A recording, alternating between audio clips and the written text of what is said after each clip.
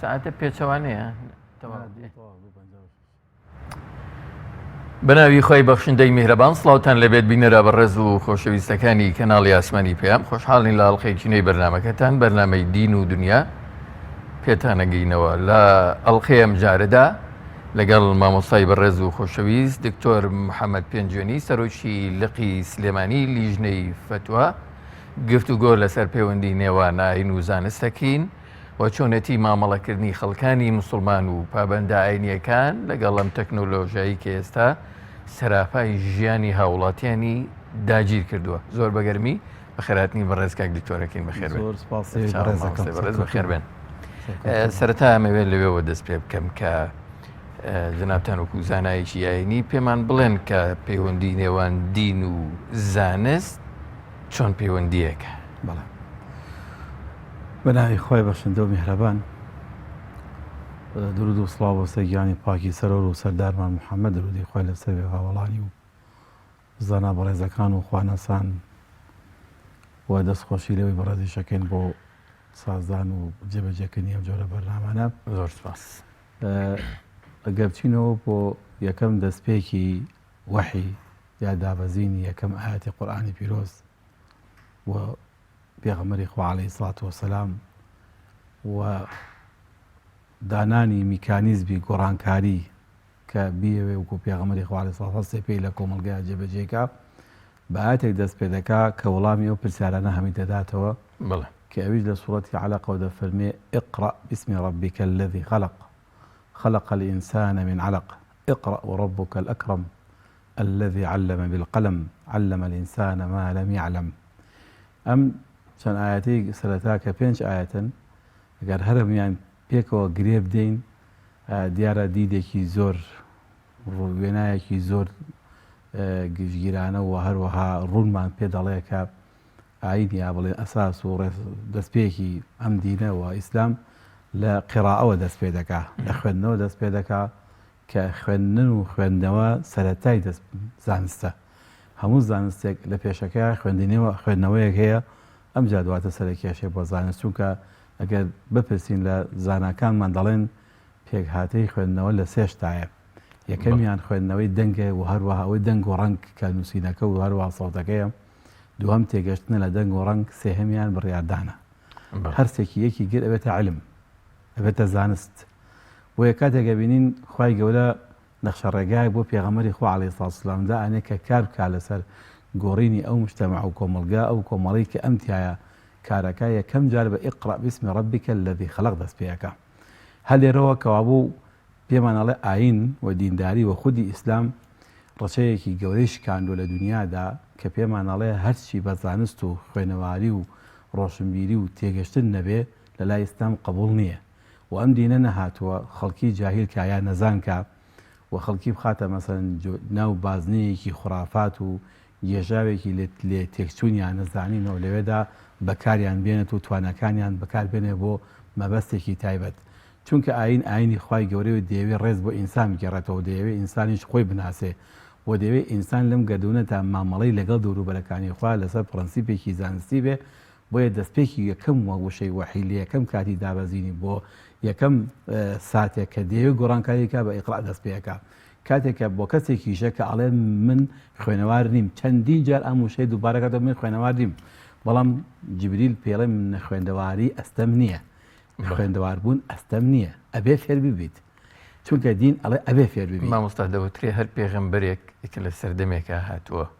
بەوچەکە بەهێز کراوە کە با بڵێن پێویستێتی لەو سەردەمەیە پەیامەکەی پێ بگەێنێ. مەسەلەن بۆ نمونە پێغەمبەرێک با بڵێن پرچەک کراوە بەوەی کە بتوانێت جۆرێک لە سحر بەکاربێنێ یان پیشەیەک بزانێ یان چوزانم معجزەیەک بخڵقێنێت. لە سەردەمی پێغەمبەریشە چەک و بەهێزی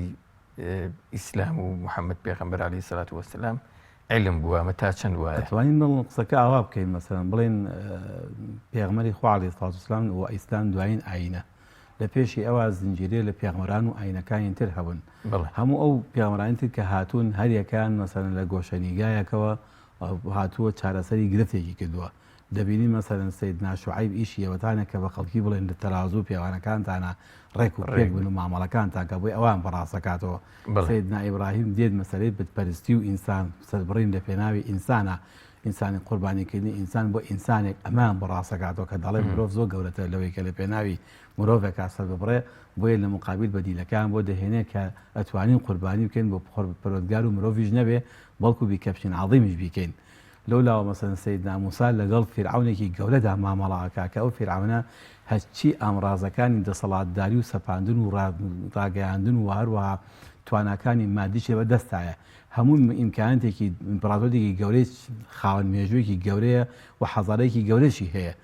بەڵام ئەو پێغەمبەرێک کە دەچێکە سەیدنا موسایە ئەوانەی پێ ئەو ئامڕازانەی پێ کە دەتوانێت قەنەعەت بەوانکە ئەوەکانی ئەوان پۆچەڵ کاتەوە. ئیسلام چی پێ؟ ئەمە ئەوکوتمان پێغەمبەران هەموو ئەمانیان پێ بوو بۆ گۆڕانکاری لە کۆمەلگایە. ئەوان هەموو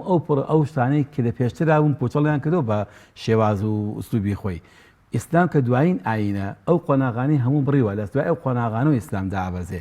ئیسلام کەوابوو باشترین چەکێ بۆ سەردەمی خۆی بێتە لە زانست. بە زانست ئەتوانێت مەسەڵەن ڕێساسی تەواو و گۆڕانکاری تەواو و پرۆژەی تەواو بۆ کۆمەلگا دروستکە. جگە لەو چووکە باوی ئەگەر سیحرەکان بێ ئەوە سیحر سەیدنا موسا بە معجیزە کۆتایی پێ هەناو لە سەردەمی فیرعەون فەشەلی پێنا سەلمانی کە ئەمانە یوخەیەل ئیلەیه هیچ حەقەتێکی نییە. ئەگەر باز لە چوکتنەوەی مرۆڤ بێ سەیدنا ئیبراهیم گۆڕی، باز لە میزان و ئەوانە بێ سەیدنا شوعیب. ئاینێک هاتووە کە ئاینە گشتگیرەکە ئیسلامە هەموو ئەمانەی تێدایە علم ئەتوانێت ببێتە بەدیلی هەموو ئەمانە. علم و زانست بە زانست ئەتوانین هەموو ئەمانش گۆڕانکاری لە ئەگەر لە کۆمەلگەشە هەبوو چ مرۆڤ چووکردنەوە و چ سیحریش و چ جادوەکان و چ مەسەلەی خۆسەپاندن و چ دەسەڵات و چ فکر تەنها زانست ئەتوانێت ڕەدی باتەوە. کەواتە فێربوونی زانست یان بەکارهێنانی زانست وەکو واجبێکە لە دینە ئەتوانین ئەمە بڵێن. بەڵێ یەکێکە لەو بابەتانی کە لە سەرەتای دەستپێکردنی تەکلیفەوە لە قاعدەیەکی ئوسوڵی فقیمان هەیە ئێمە هیچ ئینسانە لە شەریعەی ئیسلامیە مکەلەف نییە، نابێتە بەرپرسیە لە بەردەم فەرمانەخوایەکان هەتاکو زانیاری بەرامبەر ئەو فەرمانە پەیانەکە. هەتا علم تەواو پەیانەکە نەزانێت ئەوە چی واجبە و چی حرامە لەسەری پێویست نییە چێتە ژێربای تەکلیفەوە. دەستپێکی تەکلیف و دەستپێیەکە. ئێمە لێرە قسە لە زانستی ئاینیەکەین یان هەموو جۆرە زانستێکی دنیاویش بڵێ. بەڵێ کاتێک کەڵین زانست ئیسلامی پیرۆز خۆشبەختانە تەحلیلی نەکردووە عیلمەکە بڵێ ئەڵێ عەلەمە الئینسانە ما لەم یعلەم. ئەوەی کە ئینسان نەیزانیوە ئەو مایە ملیۆنەها زانست دەگرێتەوە، ملیارەها زانست نەیگوت و تەحدیدی بۆ نەکردوین تەنها زانستی شەرعی و ئوسوڵی فقه و قورئان و تەجوید و لوغە ئەوانە بێ، هەست زانستی خزمەت بە مرۆڤ کە بۆیە قاعدەیەکی زانستی و مەقاسیدیمان هەیە دەڵێن هەر شتێ لە بواری بەرژەوەندی ئینسانە بوو و خزمەتی بە مرۆڤەکرد ئیسلام دەستخۆشی لێکە و پێشوازی لێکە، نەک پێشوازیشی لێکە بەڵکو یاسایەکی تری هەیە. ئەگەر لە ناو مجتەمەعێکە ئەم کۆمەڵگەی خۆمانە زانستێک هەیە لە دنیادا کەس لە لای ئێمە نییە بیزانێ، پێویستە لەسەر هەموو تاکەکانی ئەم کۆمەڵگەی تاوانبارن ئەگەر چەند کەسی هەڵ نەبژێرن بینێرن چێ لەوێ فێری و زانستی بێ لێرە خزمەتی پێ بکە. هەنی وەکو فەرزێکی فەرزی وەلتەکن منکم ئومە کە فەرمێ ئومە لێدا فەرزەکە لە ژێر شا فەرمێ بۆ با طایفەیە لە ئێوە بڕوا لێتەفەقەهو فی مانیە لێتەفەقەهو بۆی بڕا فێر ببن وەجادەکە گەڕانەوە بۆ لای قەومەکە وەلیونذروا قەوم إذا رجعوا إليهم. ئەوە لێرە زانای ئیستیماتیان کردووە کاتێک ئەو کەس لەبێ هەر ئەو هەموو چینێ هەموو مجتەمەعێک تاقمەیەک لەو خەڵکانە بێنێت هەڵی بژێرێت مەسەف و خەرجیان خاتە سەر شانی کۆمەڵگە بڕۆن ئەو زانستە پێویستی کە لەو وڵاتە هەیە لای ئێمە نییە بڕۆن ئەوان فێر بن بێنێرە خزمەتی پێ بکەن. چونکە علم هیچ کاتێکەوە قاعدە یاساکە هیچ زانستێک نییە پێبوت لێ زانست بەشەتێ پێبوت لێ زانست علم بێ نەک نەزەریات یا مەسەڵەن شتێکە لە بابی شەطەحات یا لە بابی خوڕافات بێ خزمەت بە ئینسانەکە مادام علم بێ خزمەت بە ئینسانەکە. بەڵام مادام زانستەکە کە لە دینە هاتووەکو جوو بیش پێویستی کردووە لەسەر مسلمانان کە بە شوێنیەوە بن و وەریگرن ئەمە لەلایەک بەراورد ناکرێت بەوەی حاڵی واقعی کە مسلمانانی تایە جەنابی مامۆستایانی وەکو وایە بڵین ئەوە جێبەجێ نەکراوە با بڵین مسلمانانیان کەم تەرخەم بوون کە لە دەمەوچوونی ئەمریکەیە. بۆچی حاڵی مسلمانان وایە لە مێژووە با بڵین تا ئێمە لەگەرچون بۆ مێژوو ئێمە تقریبان ئەتوانین پۆلێنیکەین بۆ چەند بەشێک. بەڵێ ئەگەر لە سەرەتای دەستپێکی وحیەوە لە سەردەمی پێغەمبەری خوا عەلەیهی سەڵات وسەلام و هەداک و کۆتاییەکانی مەسەلەن سەردەمی ئەمەویش یعنی ئەو سەردەمە دەبینین زانست لە جیهانی ئیسلامیە بەرەو هەڵکشانە چێ بەردەوام هە ئیبداع و داهێنانە ئەو وەکو وەکە لەو نووسرانی کە لە باسی سەردەمی زێڕینی ئیسلامەکە کە سەردەمی عەباسیەکان زیاتر بە تەقیبەکاتەوە دەڵێ لەو سەردەمەدا لە عالە جیهانی ئیسلامیە 309 دانە زانست ئەخوێنرا لە قوتابخانەکانە 309 علم خوێنراوە لە ناو قوتابخانەکانە مەدرسەیەکی نیظامی وەکو لە بەغدادا هەبووە گەورەزانێکی و غەزالی دەزیتا وەکو ڕۆژ دەزیداوتوەتەوە ئەوانە پیا و سەرمەشقی ئەو مەدرسانە بوو لەو قوتابخانە تەنها خەریکیەوە نەبوون خەریکی دەنا نەحو و صەرف و حەدیث و فقه و ئەوە بوو بنێ ئوسولی فقه بوو بن 300 علم جا حساب کە 300 علم ئەگە بین ئێمە ئێستا بیژمێری ئەمە چی بنەوە علمانە وتبوونە توانێت بۆ کۆمەڵی هەتا زانستەکانی یۆنان کە لە بەردەستیانە نزیک بووە لە یۆنانەوە زۆر دوور نەبووە لە عالەمی ئیسلامی ڕۆشنی ئیسفادەیان کردووە زانای ئیسلامی مەنطقی ئەرستۆ باشتر زانیوە وەکو غەزالی ڕەحمەتی خوای لێ بێت غەزالی فەلسەفەی یۆنانیەکانی لە فەلسفەکان خۆی باشتر زانیوە بۆیە توانیوتی مەسەڵەن وەکو فەیلسوفێک هەم تەنزیلیشی بکە هەم وڵامیشی باتەوە لە هەمان کاتە و هەم خۆشی فەلسەفەیەکی ئیسلامیش دابنێ ئیبن ڕوشدێک دێ مەسەڵەن بە هەمان شێوە مناقەشەی فەلسەفە لەگەڵ غەزالیاکە کە کاتێک زانستی فەلسەفە لە بڵێن یۆنانیەکان خۆیان بە خاوەنی ئەزانن بەڵام لەوان قوڵتر بوون تایە بۆیە جیهانی ئیسلامی ئام زەمانەیەکە سەدەی 14 تا 16 ئەو ڕێنسانسی کە هەمویان شانازی پێوەکەن بەشێکی گەورەی لە عالەمی ئیسلامی و عەرەبیەوە خاوەنی قسەت الحەضارە زۆر بە ڕاشکانە دیوان دەڵێ لەوێدا قسەکە ئەڵێ ئەگەر سەرنج بین هەموو ئەوروپیەکان قەرزای جیهانی ئیسلامی بوون کاتی جیهانی ئیسلامی بە عیلم قسەیەک و زبانی زانستی بوو لە لای ئێمە زبانی شمشێر و خەنجەر ئیشیە کرد زبانی خۆکوشتن و جوێندان ئیشیە کرد ئێمە هیچمان نەبوو لەوانەوە فێری زانست بووین هەلێک بڕۆ لە قسەت الحەضارە زۆر بە جوانی باسی جیهانی ئیسلامی کە لەوانە باسی ئەو داهێنانە کاکە ئیبن خەلدونێکە لە مەسەلەی کۆمەڵناسی و لە بابەتی مەسەلەن دانانی نیشتیمان مەدینە دروستکردنی شار ئەخی بەڕاستی ئێمە خۆشمان وەکو مامۆستایانی عەلی عەبدوڵعالەمی ئیسلامی خۆمان گرنگیمان بەشتی خۆمان نەداوە سەرنجی بۆ ئیبن خەلدون بە باسی مەدینەکە چۆن شار دروستەکەی ئەو عەقڵە لەو سەردەمەیە باسی چۆن میسر دروستەکەی چۆن مەدینە دروستەکەی گەڕەکان چەند دوور لێکەوە گەڕێک بۆ گەڕێک چەنە بێ جادەکان چۆن کۆڵانەکانی چەنە بێ ئەم عەقڵیەتە لەو سەردەمای بیری لەو کرۆتەوە یەکێکو مەسەلەن ئەو ئیبن بەتوتە ئەوانە چون گەڕاون ڕەحال بوون وڵات بە وڵات گەڕاون بە پێ ڕۆشتون ئەو بەغایکە ئێستا وێرانەیە لە سەردەمێکە ناوەزترین پایتەخت بووە لە جیهانە جا قسەکەم لەسەر مەسەیەکی لەوانە ئیبن حەوقەل هەیە پیاوێک مەلایەکی مزگەوتێکە لەو سەردەمەیان مەسەلەن نزیکەی 400 ساڵ تقریبا 100 ساڵ پێش ئێستاکانە کتێبێک نووسێ سوورەت الئەرض باسی جوغرافیای سەر زەویە باشە نە تەلسکۆپی پێبوو نە تەیارە چۆ بگەڕێ ئەم پیاوە چۆن توانێت نەخشەی ئەم وڵاتانەی جیهان بشکێشێ زۆر باشە ئەمە تۆ ئاماژت بە سەردەمێکی جوان و گەشاوەی عالەمی ئیسلامی کرد کە گرنگی بە زانست و لە ڕێی زانستەوە درەوشاوی هەبووە هی سەردەمێکمان هەبووە بە پێچەوانەوە بوو بێ بەڵێ ئەم سەردەمی کە ئێستا سەردەمی ئێستا بەداخەوە ئێمە بەسەن کە سەردەمی پێشکەوتنی تەکنۆلۆژیایە کە کەرەستەکانی فێربوون زۆرتر بوون لەو عالەمەیە کە پێوتری عالەمی ئیسلامی عالەمی ئیسلامی ئێستا جیهانێک ئێستا عالەمی ئیسلامی پێڵێن وڵاتانی بەڵام بەشەکەی تری پێشکەوتووە بەڵێ خۆڵان مەسەگەم لەدا چییە لەم سەردەمەیە کە ئێستا کەرەستەکان تەڵەن من ئەو قسەکە بۆیە کاڵم کەرەستەی فێرکردنی ئێستا زۆر بەهێزترە پێشکەوتووترە لەو سەردەمەیە کەرەستەی فێرکردن زۆر لە دواوە بوو هەتا کتێبەکانیش ئەوایە لەبەرێکە بینوسیاتەوە یعنی زانای وڵاتی ئێمە هەیە ڕەحمەتی خوای لێ بێ کاتێک کە قوتابی بووە کتێبی دەست نەکەوتووە لە خەز بە مامۆستاکە ئەو کتێبی کە ناوێتی دەستی تا بخوێنێ ئەوایە خۆی بە دەست خەتی خۆی بینوسێتوانی بێتەوە بۆ مامۆستاکەی بڵێ وەلە هەیشیان بۆ مەسەن کتێبەکە لەبەری کردو بۆی نادۆتەوە هە لەبەری کردووە بۆ ئێستا کارێکە سەرنج بێ ئەو زانانی پێشی مەکتێبیان داناوێکی 5 مجلد و 15 مجلد کوا سەرچاوەکانیان هەمی ئێرەیە ڕاستە کەرەستەی فێرکردن زۆر لە دواکەوتوو بوو بەڵام فێربوون زۆر پێشکەوتوو بووە لەم سەردەمە کەرەستەی فێرکردن زۆرە دنیاە کەرەستەمان هەیە ئێستا هەر کەسێک لە ئێمە دانیشە لە ماڵەوە بەس کۆمپیوتەرێکی هەبێ بۆچی یەک کتێبخانە وای لاتەوە بۆچی لێرە لەم سەردەمەیە ئێمە لە دواوەین با بڵین ڕاستتر جیهانی ئیسلامی و عالەمی ئیسلامی من توانم بڵێم یەکێ لە حاڵەتەکان کە بیگەڕمەوە نەبوونی مەسەلەن دەوڵەتە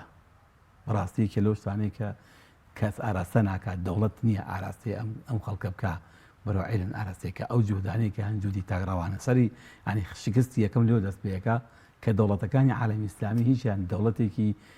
فکری دەوڵەتێکی مەسەلەن وەکو بڵێن بە ئامان دەوڵەتێکی زیاتر ئەوەی کاربڕێکە تۆ پێت وانە مەسەلەن ئەمە ئومەتە بە جۆرێک لە جۆرەکان بە ئامانج گیرا بێ لەلایەن قسەیە ئەم دەوڵەتانە کاتێک کە خاوەنی مەسەرەن دیدێکی قیادەیی نین دایمەن پاشکەوتێن چونکە قاعدێک هەیە لە یاسایەکی تەقریبان بڵێم سیاسیشە و هەم کۆمەڵاسیشە ئەو دڵەتانی کە پێڵەن دەولەتی مەسەرەن دایمەن پاشکەوتەکان دڵەتانی کە مەسەرەن بەردەوام دۆلی نامی دەوڵەت کە پاشکۆ بوو هەر بەردەوام خۆی عەقڵی خۆی بیر ناکاتەوە بە عەقڵی خەڵک بیرەکاتەوە. ئێمە ئێستا لەو دۆخەیان پاشکەوتین خۆمان هەر تەقلیدی ئەوروپا کردەوە بە عەقڵی ئەوروپا بیرەکەینەوە بە عەقڵی خۆمان بیر ناکەینەوە. حاڵەتی یەکەم کە شکستی گەورەی پێهێناوین ئەوە یەکێکە لە حاڵەتەکان. حاڵەتی دووەمیان بەشێکی تری تەماڵی ڕووکردووە ئێمە زۆر تەمەڵ بووین بە کادرمان بە زانامانەوە بە خوێنەوار نەخوێنەوارمانەوە هەمووی تەمەڵی ڕووتیە کردوین. جۆرێک لە خۆباییبوونی ڕۆحیمان هەیە جۆرێک لە خۆباییبوونی نەفسیمان هەیە پێمان وایە تر ئیسلام و بۆم شێوازە هەمومان قساکەین لە حرام و لە حەڵاڵ و دنیا فتوادان و بیگرەوە بەردەوە حرام و بیدعە و شتی وایە تر وازین بەمە هەموو شتێکمان تەواو کردووە. کاتێکا کە ئەمە بەشێکی بچکۆلێ هەرە بچکۆلەی کارەکانی ئێمەیە کاری هەرە گەورەی ئەم ئیسلام و ئەم دینە خۆشگوزارینە بۆ خەڵکو و پێشخستنی ئینسان و گەورەکردنی ئینسانە. گەورەکردنی ئینسان یەکێ لە بابەتەکانی باسی حرام و حەڵاڵە. سەدان و زانستی تر هەیە کە ئەسڵەن ئێمە نەچوین بەلادا بۆ یان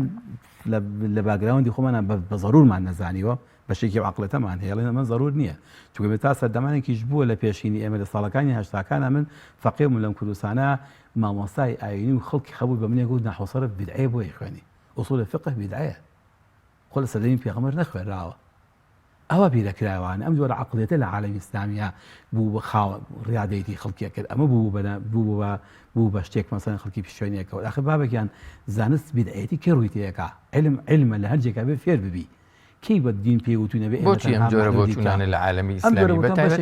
تەناوی مامۆستا بە ئێمە ئەماژە بە ودنگ لە سەرەتای سەرەڵدانی ئەم پێشکەوتنە لە جیهانی ئێستایا بەگشتی ئەوروپا و ڕۆژاوا کە پێش جیهانی ئیسلامی کەوتنیانی جیهانی ئیسلامی نەیتوانی واقعانە وەک خۆی مامەڵە لەگەڵام کە بە پاساوی ئەوەی ئەمە دژایەتی هەیە لەگەڵ دینە. ئایا سەردەمانێک هەبووە ئایا واقعان مەسەلەن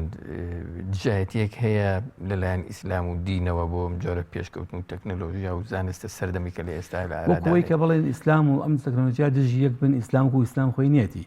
بەڵام لەوانەیە مەسەلەن سەردەمی عوسمانیەکانە ئەوە هەبووەڵێن لە سەردەمی نازانم غەزالی ئیمامی غەزالی بوو ئەوە مەسەلەن لەگەڵ سوڵتەکانە هەبووە دەسەڵات لەگەڵ زانەکانە کێشەی هەیە بۆ خۆ مەسەلەن ئەبوو حەنیفە لەگەڵ دەسەڵاتی خەلیفەکانی عەباسیا کێشەی هەبووە ئەوە هەمومان نەزانین ئەم کێشەیە هەیە بووە کێشەکە سەبەبەکەی چی بووە کێشەکە لەبەرەوە کە ئەم ڕازی نەبووە بە هێندە لە کارەکانیان هێندە دایم نەقدی گرتووە نەقدەکەش بۆچی بوو بۆ چاکترکردن بووە بەڵام ئەوانەیە کە مەسەلەن هێندە زانستی تازە هاتوتە ناو وڵاتەوانەیە قاعدەیەک هەیە ئەڵێ ئینسان عەدوو ما جەهیلەهو عەدوو لما جەهیلەهو ئینسان دژمنی ئەو شتێکە خۆی نایزانێ ئێمە هێندێک شت هەبووە کە عالەمی جیهانی ئیسلامی نەزانراوە چییە جارەوە داکات مەسەلەن گونجەی هێندە میوە خواردن هەوو نەزانراوە چییە یەکەم جار توێن کاکە مەکەن مەیخۆن چونکە ئەمە نازانین چییە تا دوایی زانرام جاوە توێنە کاکە بیخۆن قەیناکە ئەمانە هەیە لە جیهانی ئیسلامیە چونکە هەموو شتێکە تۆ نەیناسی نەزانی چی مامەڵەکردن لەگەڵ ئاسان نیە هێندێک زانستی لە سەردەمی عوسمانەکانی شاکە بەرپا بواتەوە عالەمی ئیسلامیەوە شتێکی غەریب بووە لە جیهانی ئیسلامیە کە هیچ کەس نەبوو لێ بزانێ زانایەک نەبوو شارەزاوێلەی بۆیە کە بۆ پێشەوەی ڕەفز بگرێت بۆچی توێژینەوەی لەسەر نەکرێت ئەمە قسەکەیە ئەمە قسەکەی جەنابتە ئەم بۆچی ناکرێت بەڕاستی ئەمە هۆکاری زۆرە من بەشێکی لەم ئەو تەمەڵیە کە ئێمە هەمانە بەشێکیشی بەڕاستی پێم وایە سیاسەتێکی بە سیاسیکە چووکات دەکات ئەوروپا کە هەوڵی داوە بۆ داگیرکردنی عالەمی ئیسلامی لە ڕووی عسکەری ئەگەر بۆی نەکرابێ لە ڕووی فکریەوە بۆی کراوە لە ڕووی ئایدۆلۆژیەوە ئیشی لەسەر کردووە فکر کە فکر زۆر جار گەورەترین سیلا حتا قورئانی پیرۆز باسی ئەومان بۆ کە ئەگەر ئینسانی خیانەتی فکری کا لە کەسێک گەورەترە لە خیانەتی مادی و سامان خیانەتی مادی و سامانیەکە تعویز دەکرێتەوە بە شتێک بەڵام فکر بەچی تعویز دەکەیتەوە فکر بەچی تعویز دەکەیتەوە بۆ یەکە خەتەرە مەسەلەن ئینسان ئایدۆلۆژیەتی ئینسان بگۆڕی ئەوان ئیشیان لەسەر ئایدۆلۆژیەت کردووە ئیسان لەسەر فکر کردووە بۆیە ئەم لەگەڵ ڕوخانی دەوڵەتی مەسەلە خلافەتی عوسمانیشا ئەو عەقڵیەتە کە خراوەتە جیهانی ئیسلامیەوە کە کۆمەڵەش ڕەفزکا کە کۆمەڵە جوانی کە کۆن نوێگەری بڕای بە نوێگەری نەبێ بڕای بە گەڕانەوە بۆ دواوە هەبێ بڕای بە پێشکەوتن نەبێ ئەمە خۆی بۆ خۆی سەپێنراوە بە سیاسەتێکی تایبەت وڵی جامە وڵاتانی زیرهێزە بەگشتی وڵاتە زیرهێزەکان و بەتایبەت مەسەڵەن وڵاتانەی کە لەم ناوچەیە دەسەڵاتدارن و دائما سیاسەتی دەوڵەتیش بۆ هێشتنەوەی خۆی زۆر جار هەیە لە سیاسەت دەخاتە ناو بەپێڵەن تەسلیلی بەڵام ئەوانەی کە هەمیشە پارێزگایی لە شتانیان پێ ڕەفزە مثلەن بەڵگەی ئەحادیث و ئاەتیش تەنانەت جائز. ئەهێنەوە مثلەن قسەی هەندێک عولەمایە بە تایبەتی ئەوانەی کە لە خەلیج و لە بەڵێ خۆی بەڕاستی ئیستیدلالکردن بە هەندێک دەقجاکە کە بڵێن دژی علم بین ئەوە گەورەترین هەڵەیەکە ئیسلام بڵێن چونکە لە ئیسلامە دژایەتی علم نییە، بەڵام دژایەتی شتێک هەیە کە پێڵێن فەساد. ئایا مەسەن ئێمە پێشەوەی کە بڵێن ئەم شتە قەدەغەیە یا بڵێن حرامە، ئایا توانیمانە بیسەمێنین کە ئەمە خراپەی هەیە و زەرەری هەیە؟ ئێمە زۆر جار هەیە لەسەر ناو بڕوا فتوامان داوە، نەک لەسەر ناوەڕۆک. جاری وا هەیە تەنها بە بیستنی ئەوەی کە کەسێک فڵان کەسێک وتوێتی لەبەرەوەی ئەو شخصە کە ئێڵێ شخصێکی ئەوە نییە کە من سێقەم پێیە بۆیە کاڵم قسەکە حرامە ها قسەکەم ڕەفز کردووە سەر. ئەمە عەقڵێتی علمی نین، منهجێتی زانستی نییە، بۆیە کە ئەسڵ ئیستیدلالانەش کە کراون بەڕاستی بەشێکی تری هەڵی زۆر بەشی زۆرینەی هەڵی زۆر زۆرتیایە. ئیستیدلالە بە پێڵن لە قاعدە ئوسولی فقه بە معنا یا بڵێن بە مەفهوم نەک بە نەص. ئێمە ئیستیدلال دایوە دەقی وا هەیە نەسەکەی شتێکە بەڵام مەفهومەکەی وەرەگرین. زۆر جار لەم ئیستیدلالانە دەق ینی بەڵگەهێنانەوە نییە بە خودی ناوەڕۆکی دەق، ئیستیدلالە بە دەرەوەی دەق کە پێڵەن معنای مەفهومیەکەی. دەیدایەمان هەموو کاتێک تاکو نەس وەساوێ معنای مەفهوم دلیل نییە، نابێتە بەڵگە لەسەر بۆ سەرماندن و حرامکردن. ئەمە این نقطەیە. خاڵێکی تر کە زۆر گرنگەبێ ئاماژەی پێ بکەم لە جیهانی ئیسلامیە شتێک کە زۆر ئێستاکانە سەری گۆڵین بۆتە حاڵەتێکی زۆر گشتگیر بەناو گەنج و زانامانە. ئێمە پێمان وایە جیهانی ئەوروپا کوفرە مطلقا، هەچی هەیە کوفرە مطلقا، مادام کوفر ناتوانانی مامەڵەی لەگەڵ بکەیت، مامەڵەی نابێت لەگەڵاکەین. ناومان ناوە دارولکوفر، ئەوێش دارولئیسلام. ئەم جۆرە بۆ چوونە هەڵا گەورەترین هەڵەیە ئەم تەسلیمکردنە. ئەمە وای لێ کردووە لە کۆمەڵێکمان بە تەواوەتی دابڕێن لە کۆمەڵێ زانستی نوێ، بۆ چووکە لەبەری بڕیانمان داوە هیچ کوفر وەرناگرم. دەکاتێکا کە خۆ مەسەلەن ئەم حکمە مطلقە لە ئیسلامە نییە. لە ئیسلامە حکمدانی مطلق بەسەر شارێکا بڵێ هەر هەمووتان کافرن شتی وا مەقبول نییە، هەر هەمووشتان مؤمنن هەر مەقبول نییە. من و پرسیاری من لێرەیەوەیە جەنابی مامۆستا، جەناب زانای شیعینی لەسەر جەناب دەوە ڕەفزەکەی ئەو جۆرە بۆچوونانە، بەڵام دیسان زانایەکی تری بەڕێ سەر بە ناوی ئاینەوە و هەر لەگەڵ ئێمە و لەم واقعەیە عەجیب بە پێچانەوەی جەنابتەوە مەسەڵ ڕێی هەیە. ئەم فرە مەرجعی و فرەمین بەرە لەکوێوە سەر هەڵەدا و بۆچی ینی پێت وانە ینی زەرەری گەورەی لە دین و لە مسلمانان داوە ینی؟ ڕاستیە کاکە عەباسیانی ئەمە مشکلە گەورەکەمان لێرە، ئێمە نەکەوتونێتە ئەو بوارەی کە بە زانستیانە قسە بکەین. هەر هەمومان کەسە لە لای خۆی و بڕیای داوە خۆی ڕاستە، بڕیان داوە حەقی مطلق لە لای من لە لای تۆ نییە، ئەوش بڕیای داوە حەق لە لای و لای من نییە. کاتێک هەردووکمان غەڵەتین، ئەبێ ئەم جیهانی ئیسلامی گەڕێتەوە بۆ سەکۆی زانست. من ئەگە قسەیەکم هەیە ئەو برایش قسەیەکی هەیە ئامادە بین پێک و دانیشین قسە بکەن، گفتوگۆی بکەین لەسەر قسەی مناقەشەی بکەین، زانین کام لەم دوو بۆچوونە ئەسڵ جێگەی خۆی، چونکە ئێمە بڕوامان بە ئیختیلافێ بە تەواوەتی. مسلمان بڕوای بە ئیختیلافێ، ڕای جیاواز زۆر ئاساییە و ئەبێ بێش بێ، بەڵام خلاف قەدەغەیە. خلاف کە بتبێت لە ڕایەکی جیاوازی دژایەتی ئەمە قەدەغەیە، بەڵام ئیختیلافمان هەبێ کە قبوڵکردنی ڕاکەی تۆکو خۆت چۆن هەتا ئاوا قبوڵم بێ، بەڵام ئەگە جوانتر بوو جوانتر هەڵەبژێرم. ئێمە یەکێ مشکلە گەورەکانمان ئەمێ تا ئێستا ئەم تاقمان ئەم ناوانەی کە هەین ئەم جۆرە مەسەلە ناوە هەگە سۆناوێکی لە خۆی ناو دابڕاوین لە یەکتر دامادەنین پێکەوە کۆبینەوە، بۆ چووکە کەسەکانمان هەرێکان ئینتیمایەکمان بۆ خۆمان داناوە. ئەم ئینتیمایە ڕێگرە لەوەی کە من لەگەڵ ئەوا دانیشم، ئەو ئێستا من ڕەفزەکەم ئێوە ڕەفزەکەم. ئەبێ زانا بێتەوە، زاناکەمە تاودی ئەوەی کە بێتە عالم بێتە زانای ئەم وڵاتە ببنە مەرجعی هەمووان. ئەوی بەچی بێ بەوەی کابێ بەڕاستی خۆ دابڕن لە هەموو جۆرە. قسەکە ئەمەیە لە ئێستا جەنابی مامۆستا، ئەو ئاینەی کە 1400 و ئەوەندە ساڵ پێش ئێستا هاتە خوارەوە بە ناوی دینی ئیسلام، ئەتوانێت قسەی هەبێ لەسەر ئەو تەکنۆلۆژیایی کە ئێستا لە ساڵی 2020 زاینیا با بڵین خەڵک مامەڵی لەگەڵدا نەک ئەتوانێت قسەی هەبێ، بەڵکو ئەتوانێت ئیسلامی پیرۆز ئەتوانێت ئەو ڕێگەشی داوە کە ئەبێ سوود وەرگرین لە زۆربەی و بیخێنە خزمەتی کۆمەڵگە و ئەگەرناماکە پێی تاوانبارین. زۆر باش. ئێستا زانستینێک هەیە با بڵێن تەکنۆلۆژیایەک هەیە پێی دەوترێ ئینتەرنێت، ئەو تۆڕە جاڵجاڵۆکەی کە ئێستا هەموو جیهان مامەڵی لەگەڵاکە و هەموو علم و زانستەکانی تیادایە، هەریەکە و بۆ خۆی توانێ بەکاری بێنێ وە لە سەدا لەوانەیە 70 تا 80 تاکەکانی ئەم جیهانش مامەڵی لەگەڵ دەکەن. ئەم تەکنۆلۆژیایە لە ڕێگەیەوە چەندین شتی تری لێکەوتۆتەوە بۆ نمە تۆڕە کۆمەڵایەتیەکان بۆ نمونە ئەو یاریانەی کە ئێستا مەسەلەن گەنجان بەکاریانێنن بابین قسە لەسەر ئینتەرنێت و تۆڕە کۆمەڵایەتیەکان و ئەو یاریانەکەین کە ئێستا مامەڵی لەگەڵ دەکرێت قسەی دین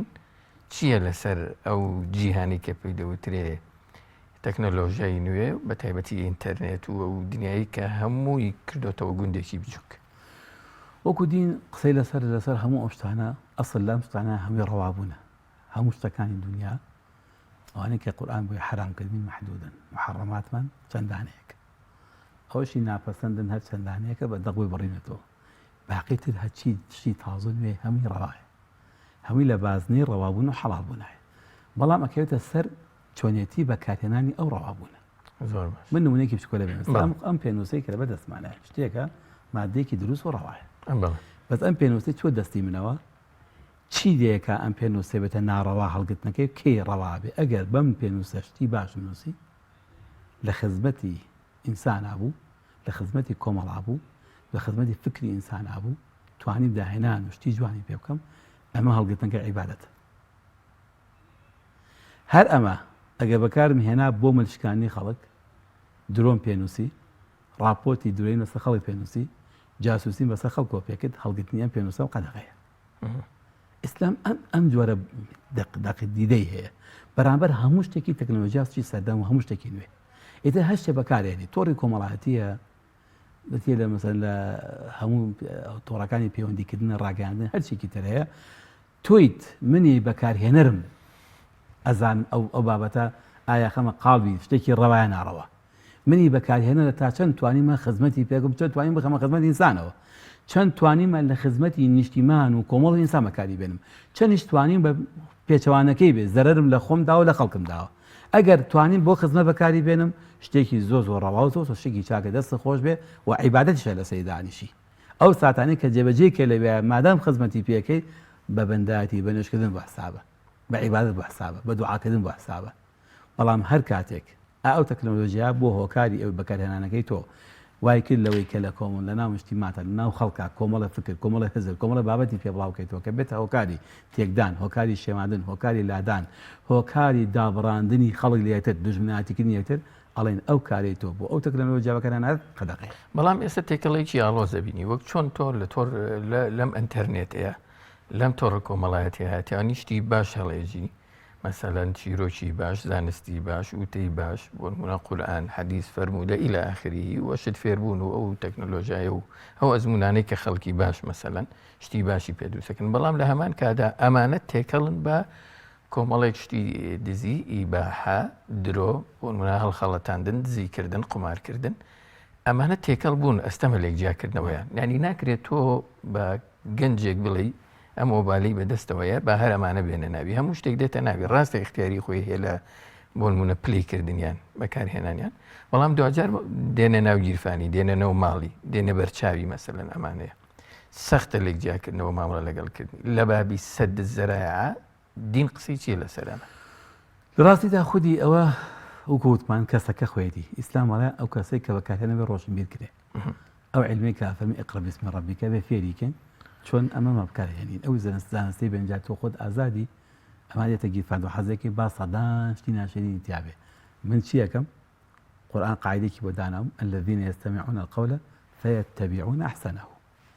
یەک نیزام و یاسایەکی پێداوم گوێ بگرە بۆ هەچی قسە هەیە سەیری هەموو دیمەنێ بکە هەموو شتێ بڕۆ ناویەوە بەڵام دوجار چی بڕیان لە سەکامی بە ئەحسن کامە لە هەمیان جوانتر حتى لە فانتایی جوانی شەمە مەڵە مەکە منافەسە بۆ جوانتر بکە یعنی ئەم ئیسلامە هێندە حەزاریانە بیرەکاتەوە هێزن شارستانیەتە دەڵێ بە پانتایی جوان یا باش بەجێ بەڵە بۆ خەڵکی دەر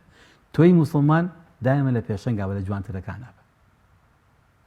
ئەمەیەکێکە لەو ڕۆشنبیرەی کە ئیدا بە بنووتەوە بۆ بەکەرانانی هەموو شتێکی دنیا کە بە دەبیستن ئایا بینی ناچێکی ترە بەڵام لێمە قەدەغە ناکاناڵە بڵێن بڤە ناوێ بچمە ناویەوە چونکی جایەکەوە بڤەی ناوێت بمانەوێ هەر دەبێ یا دەبێ ئەنتەرنێتمان نەبێ کۆمپیوتەرمان نەبێ یانە مۆبایلمان نەبێ یان طبیعەتن و جەناب فەرموویتە یەت زۆر باشە با سەیری ئەو واقع بکەین کە گەنجانی ئێمە موبایل بەکارهێنن ئینتەرنێت و تەکنۆلۆژیا بەکارهێنن ئیجابیاتەکانی کامێ مەسەرەن بۆچی حاڵەتی ئیجابی زۆر کەمترە بینین لە حاڵەتی سەلبی ڕاستی بۆچی ئەبینەوە قسەی زۆر جوانە بۆچی ئەبین کەمترە ئیجابیەکە لەوە چووکە بەڕاستی ئێمە ئەبێ بچینەوە بۆ قوڵتر بڕۆینەوە بۆ خوارد زۆر بڕۆینەوە خواتر ئێمە لە ڕووی پەروەردەمانەوە لە ڕووی پەروەردەی تاکمانەوانێت زۆر لاوازین هەتا ئێستا لە وڵاتی ئێمەیە ئەتوان بڵێن جیهانی ئیسلامی بەگشتی بڵێن خاوەنی منهەجێتێکی زانستی پەروەردەیی نین لەسەر لە ڕەوزەوە هەتا چێ دەزانکۆ کۆلێژ تا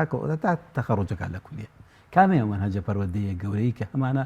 کە ئەو منداڵەمان لە سەرەتاوە فێکین هەتا کۆتایی ئەم شتانە خاتە خزمەتی ژیانەوە ئێمە ئەبێ بچینەوە بۆ پەروەردەکەمان یعنی خەلەلە گەورەکە لێرەیە خەلەلە گەورەکەمانی بۆیە کە ئێستا ئەو گەنجەستی بێت وەرەگرێ چونکە ئێمە لە عەقڵێ نەمانچاندووە ئاخە بێت چۆنیش ئەوە بەکاربێنێ لە لاشعوریە ئەو هەستانە کەمن هەستە مەسەلەن شتە قەدەغە کراوەکان کە زۆرمان پێوتۆ خەتە بەڕاستی پەروەردەیەکی غڵەتمان ئێمە هەیە دایمەن ئەو نەمان ناهەیە مەکە بە خەڵکەڵێن بە منداڵەکانمان کە گەورە ئابێ بە شوێن ئەو مەکانە گەڕە زانن چیە بە فزولێکا وی بزانێت چییە بۆچی باوکم دیمێکە حرامە تۆ ڕغبەتت پێداوە بەڕاستی ئەم جۆرە پەروەردەیە دایمەن بازارگەرمکردنە بۆ خەڵکی بۆ ئەو بابەتەی تر ئەبێ پەروەردەیە بێ کە ئەم شتانی لا پێ بناسیێنێ بێ ئەم نەڵم پەروەردەی بگەڕێن بۆ ئەو منهەجێتە هەر لە سەرەتاوە بین لە ڕەوزەوە پڕۆگرامێکی زانستیانەمان ببێ بۆ پەروەردەکردن تا چێتە کۆلێژە و کاتە تەکنۆلۆژیاش بە هەرچێکی تیابێ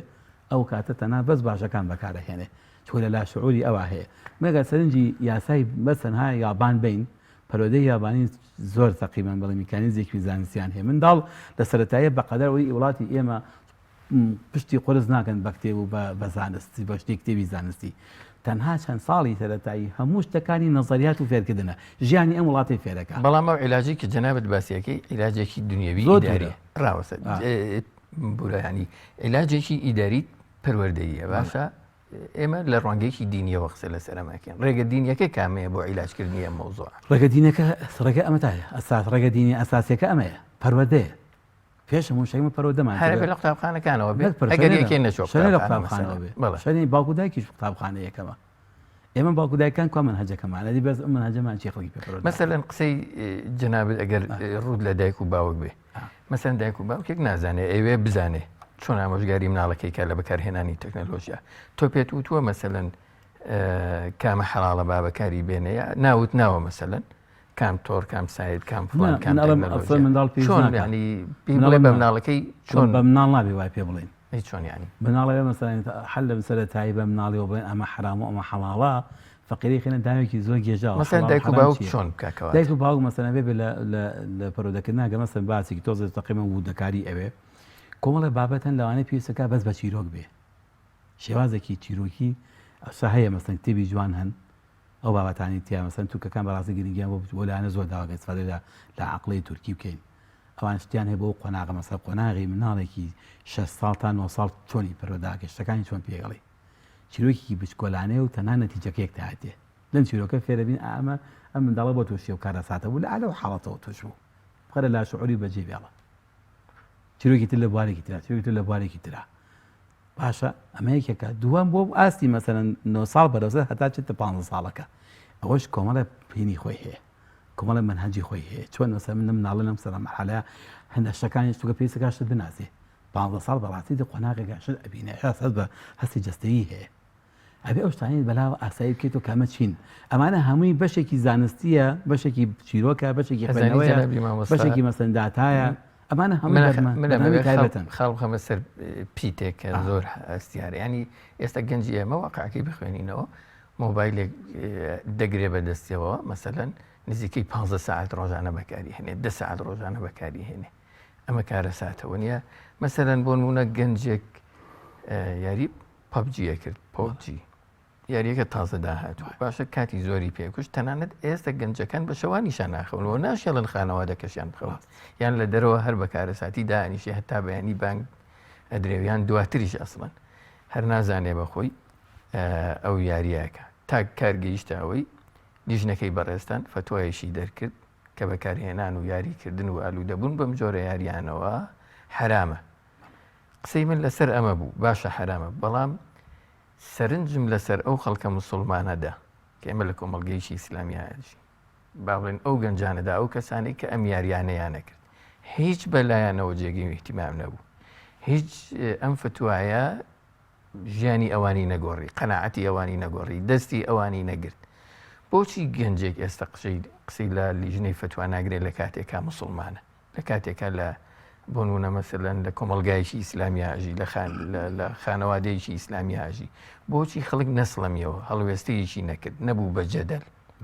مەسەلەن بەڵێ ڕاستیە دەتوانم بڵم هۆکارەکان زۆرن هۆکاری یەکەم جارێکە گونجێ خودی لیژنەی فتوواکە بەڕاستی خۆی دانانەکە و میکانیزمی دانان و میکانیزمی کارکردنی و هەروەها ناسانی وە شێوازێکی ئەو تۆ نەچبێتە ناو کۆمەڵگەوە نەچبێتە ناو خەڵکەوە لە عەقڵی خەڵکا نەیتوانێت جێ خۆی بکاتەوە وەسیقلێکی بۆ خۆی دروست نەکرد بێ بەڵام خۆ دینەکە لە باتی ئەو هەیە خۆ دروست نەکرد بێت چونکە ئێمە مادام بۆ چوونی جیاوازێ مادام مەدرسەی جیاوازێ مادام مامۆستا بە بریکردنەوەی جیاوازەیە کاوە بێ ئەو لیژنەی فتوای بتوانێت کۆنتڕۆڵی هەموو ئەو بۆچوونە جیاوازانە بکات کە تۆ نەتوانی بێ ئەمە بکەیت کاوە فتوواکانش کە ئیدێ ناتوانێت بۆ هەمویان وەکو یەکوا بێ ئەمەیەکی کە لەو حاڵە مەسەڵەن بۆ لە حیزبێکی ئیسلامی لەوان لیژنەی فتوای خۆی هەبێ مەسەلەن لانێکی تر لە حیزب فتوای من ئەو پرسیارە بکەم مامۆستا بمبووری ینی بۆچی ئەو فتواتاندا کە حرامە ئەجا من ئەوە دەڕێگەم دێ بە چمەستە قسەکان بڵین دەم سڕێم ئەمە خاڵی یەکەمە خاڵی دووهەمیان ئەو بابەتی کە ئێمە دەستمان پێکردەوە بەڕاستی شەکە فتوادانەکەی ئێمە بۆ ئەو جیلە مەسەلەن لەوانەیە جیلێ بۆ کۆمەڵێ بۆ جیلێ بێ ئەو فتوایە بۆ هەموو گەنجان نییە بۆ ئەو جیلەیە کە مەسەلەن ئیلتیزامێکی زۆری هەیە ئیلتیزامێکی بەدینەوە هەیە کە لەوانەیە ئەو عەدەدەکەیان زۆر کەم بێ ئەمە دوو سێهەمیان مەسەلەن بۆچی ئێمە حراممان کرد بەڕاستی ئێمە جارە خودی فتوواکە لەوانەیە وەکو خۆم لە ڕووی قەناعەتەوە بۆ شێوازە لەگەڵی نەبم بەڵامی تر حاڵەتێک هاتە پێشەوە کە قسە لەسەر بکرێ ئێمە لەسەر ئەوە قسەمان کرد کە وتمان ئالوودەبوون زیادی ناخودی ئەلەکە حەڵاڵە وەکو ئەسڵ یاریەکە ئیباحەیە ئەگەر من ڕۆژی 40 ساعتی پێ بیاریکەم هیچ ئیشکالێ لە یاریەکانی یاریەکە بریتێ لە جوڵاندن و ئیشکردنەوە و شەڕکردنەوە و نازانمورداگیکردنەوە هەچەوە بابەتانەیە یعنی وەکو خودی یاریەکە و هەموو یاریەکی تری ئاسایی حەڵاڵە بەڵام ئیشکالەکە لەکوێیە لە گوتمان لەوەی کە من بەکاری هێنم تەکنۆلۆژیەکەم خراپ بەکارهێناوە 4 ساعات 8 ساعات دانیشتن لەسەر ئەمە یەوتوانێت ئیدمانبوونەکەیە ئەو ئیدمانبوونەی کە سەرێک کێشێ بۆ جیابوونەوە لە نێوان ژن و مێردێکا بۆ تووڕەبوون بۆ تەڵاخواردن بۆ یەکتردان بۆ عەزێدانی یەکتر بۆ شکاندنی موبایلەکان بۆ زۆر جار هێنان نەخواردن و تۆران لە یەکتر بۆ لاساییکردنەوەی یاریەکە و کوشتن لە دەرەوە ئەمانە ئێمە بیرمە ئالەوە کردوانێت کە وتمان ئەمەمان بۆکا کرد وتمان بەڵکە ئێمە و هەنگاوێک ئەو چۆڵێ بۆمان ناکرێ لە ڕووی علمیەوە دابەزینە کۆمەڵگا بۆ هەموو خەڵکە کۆکەینەوە سەقافن ڕۆژن بیری فێریکەین و ناشتوانین حکومت مەسەلەن پێ بڵێن کاکە حکومت وەرە تۆ لە ڕووی ئیداری خۆت و ئیش لەسەر بکە بە ئێمە وەکو بڵێن جۆرێک لە هەنگایە بنین بەکو خەڵکی دێ بە شوێنمان نابێ ئیش لەسەر ئەمە بکە یان یەکێ لە ئامانجەکانی ئەمە بوو کە ئێمە ئەم حاڵەتە بجوڵێنین بیوروجێنین کە بڵێن براکەم فریای ئەم تاقمە گەنجە بکەوین ئەم جوارە بابەتانە ئەبێت تەکنۆلۆژیا خەڵکی فێرکرێت چۆن بەکاری ئەهێنێ و ئەمەش نەزانین کە خەتە بازاڕوانێ بۆ قازانجی من و تۆیە ئەو پارەی پێبایەکە بزنسی خۆیەکە کەوا بزنسکارە بۆچی ببینە کەرەسەی بزنسکارێکی تر لە هەمان کاتاژیانی خۆشمانی پێتێک بین ئەگەر خزمەتمان پێ نەکەن نابێت زەرمان لێبە ئەگە ئەم یارە نەیتوانی خزمەت بە منکە دەنابێت زیانیشم لێبە ئێمە ویستمان ئەم عەقڵێتە دروستکەین کۆمەڵە زانایی مەسەلەنکی وەکو مرۆڤ ناسەکان و دەروون ناسەکان و کۆمەڵ ناسەکان و یاساناسان و وەکو بڵێن سیاسەکانیشمان بێنە سەر خەت بڵێن با بە هەمووان ئیش لەسەر ئەمە بکەین ئێمە چاوەڕێمان کرد حیزبە سیاسەکانیش مەسەلەن بێن کاکە با لە ڕووی لە کادرەکانی خوان و ئەوانش دەست پێ بکەن با لە خێزانەکان دەست پێ بکەین قوتابخانەکان بڵێن با دەوریان هیچ کەسێک هیچ جابێ بەڵام ئەمە مشکلەکە ما بوو کە ئێمە ئەبینین بێهەستیەک هەیە ئەبینی مەسەلەن بێخەمیەک هەیە لە هەمووانە بەڕاستی کە خەم نەبوو تۆ کەسی تر هاوکاری نەکردی تەنها دەستگایەک ناتوانێت هەموو میشانە میشانە بە ئیشی هەمووانە ئیشی باوکە ئیشی دایکە ئیشی ئاسایشە ئیشی شۆڵتەیە ئیشی قانونە ئیشی کۆمەڵناسە ئیشی سیاسیە ئیسی مکێ هەمومانە چونکە ئێمە دوجار هەمومان ئالەم کۆمەڵگا ئاژین مناڵی هەمومانە ئالوودێ ئەوە بێ ئەگەر خەلەل دروست ببێ خەلەل لە کۆمەڵگەکەی ئێمە دروستە کە منی تیاژیم ئەو ژینگەی کە ئێمە تیاژیانە بینە سەری ئەو ژینگە خراپە بێ ئەوە کابوو با قسەکەم ئەمە قسەمە خاڵی ئانی ئامانجەکە بوو بەڵام بۆچی نەیگۆڕی وەکو پێموتی چووکە ئەو لایەنانی کە پێویست لەگەڵمانە بێنە هاوکار نەهاتن هاوکار نەبوون لەگەڵمانە کە نەبوون کەوابوو دەنها خۆمان نەمانتوانین هیچ بگۆڕین ئەمە خاڵێکی ترمان بەڕاستی یەکدەنگی دروست نەبوو لە ناو مزگەوتەکان و لە شوێ دەستگا زانستیەکان و ئاینەکانەوە نە لە حیزب ئیسلامیەکان و ئەو دەنگە دروست بوو، نە لە گروپی ئیسلامیەکانی شەوە یەک دەنگە دروست بوو لەسەری. ئەگە بە هەمومان کردایە بەسەر پێکەوە ئیشمان لەسەر کردایە لەوانەیە واقعێک و زیات و هەرماوەتەوە ئێستا خەتەرەکە هەرماوەتەوە حرامەکە هەرماوەتەوە هەرمە ئیدمانەکە حرامە. ئیدمان بوو قەدەس لەسەر هەموو شتێک نەک تەنها لەسەرەوە حتا لە ئیسلامی شەبا بە خۆستا ماوە خواردنەوە حەڵاڵە بۆ من و تۆ، بەس ئەگەر زیادمان لێ خواردەوە زیاد لە پێویست بێتە قەدەغەی سپوسری ئیسراف دروست نییە. هەموو شێ لە ئیسلامە یاسای داناوە بەقەدر پێویستی خۆ بەکاری بێنە. هەرچی سام جلو جۆر بەرگەی کە من تۆ لە بەدەکەی خۆ حەڵاڵە، بەڵام گات من زیاد لە حەد بوو جلەکەن بەرگە قاتەکەم بای 2 میلیۆن بێ ئەخە دێتەڵە ئەمە باش نییە. لە واقعی کۆمەلگەی ئێمە زیاتر مەسەلەن تەکنۆلۆژیاتێکە بۆتە دەردێک کە زیاد بەکارهێنرێ و با من لە کۆتاییە ئەمە بڵێم ینی بەرنامەکەم بەرەو کۆتاییەچی ئەم جۆرە مامەڵەکردنی کۆمەلگەی ئیسلامیەکان و بەتایبەت ئێمە لەگەڵ ئەم جۆرە تەکنەلۆژیایە کە لە خۆرئاواوە ئاراستەمان ئەکرێ مامەڵێکی تەندروستە شەرعیە یانە. جارە مامەڵەکەی ئەگەر بۆڵم بڵێن بە هەمویان مطلقا بێن قەدەغەیکەن و حرامێکن شەرعی نییە، پێم بڵێن وەڵا هەرچی هەری هەیە و تەکنۆلۆژیا قەدەغەیە و حەد نەچین بەلایە و ئەوانە ئەمە شتێکی شەرعی دێنە وەڵا دوورە لە ئیسلام و ئیسلام و جواناڵێ. وەڵا ئەگەر بمانەوێت بڵین بیخێنە خزمەتی بەکاری بێنین بۆ خزمەتکردن ئەمە پێویستی بەڕاستی بە ئیشی هەمومان هەیە، دەستە جەمعی ئەوێ، دەستگایەکی ئەوێ، ئەم دەستگایە هەمومان کۆ کاتەوە لە قوتابخانەکان و دەست پێکەین و نەخۆشخانەکانیش و دەستگای ئاسایش و پۆلیس و کوتم شۆتەوە قانون و یا هەروەها زانایان و هەموو چینەکان توێژەکان پێکەوە بین پلانێکی زانستی دانێن لەم وڵاتەیە بەربگرین لەم حاڵەتان. ئەم حاڵەتانە چییە؟ یاری قەدەغە ناکرێت، چونکە یاری ئەگەر لە دێشە قەدەغەکەی ئەچێت وڵاتێکی تری کاتەوە نەمەدا وڵاتێکی ترەوە یا قەدەغەکردن ئەوە نییە، ینی بڵێن زانستی نییە. حرامکردنیش بۆ مانایکە ئێمە کردومان هەردیسان زانستی نییە، ئەو فتوای ئێمە کەدامانە زانستی نییە بەڕاستی، بەڵام فتوەکەشمان داوتمان بۆ کوێشەڵ ئێمە بدوامانە خەڵک بێنە هاتن. بەڵام ئێتر ئەبێ ئیش لەسەر زانستی ئەگە ئیش بە پلان و زانستکەین ئەتوانین زۆر ئیجابی ئیشکەین. ئەتوانین کاتە بڵین ئێمە شتێک هەیە لەنا ئەم خاکەی ئێمەیە ئێمە زۆر جار هەیە دابڕان و کوتلەبازی زۆر خراپە. کوتلەبازیەکان وای کردووە شتە جوانەکانیشمان هەر ناشرین نەبن. نە سیاستمان جوانە، نە عیلممان جوانە، نە فێرکردنمان نەدا حەج ئەبین شتەکانمان هەموو بۆ چونکە بۆتە دوو جەمسەری، سێ جەمسەری، چوار جەمسەری ئەم ئیشەکە ئەو دژێ وەسێتەوە، ئەو ئیشەکە هی ئەوە پێڕازینی ئەو ناشرینەکە ئەوە شکست بێنێ. لە بەسەری ئیدارە بردن و بەڕێوەبردنی هەندێک بابەتە بەڕاستی ئەبێ سیاست بە دەربێ، کوتلە بە دەربێ، ئەبێ حەز بە دەربێ، هەموو شتەکان بخێنەوە سەر چووکە لە دوجارە بڵین کاکە خانووی ماڵی هەمومانە ئەبێ ئەم ماڵی هەمومان دیفاعی لێ بکەین. ئەبێ ئەمە قڵە بەسە خەڵکی ئێمە زاڵ ببێ. ئەمە ئەم ڕۆژبیرێ فێرکەین لە ڕووی لە ڕاگەانەکان و لە دەستگاکان و لە هەموو قوتابخانەکانیش و ئەمە فێر ببین کە بڵین مامۆستای زانای ئاینی و مامۆستای مەکتەب و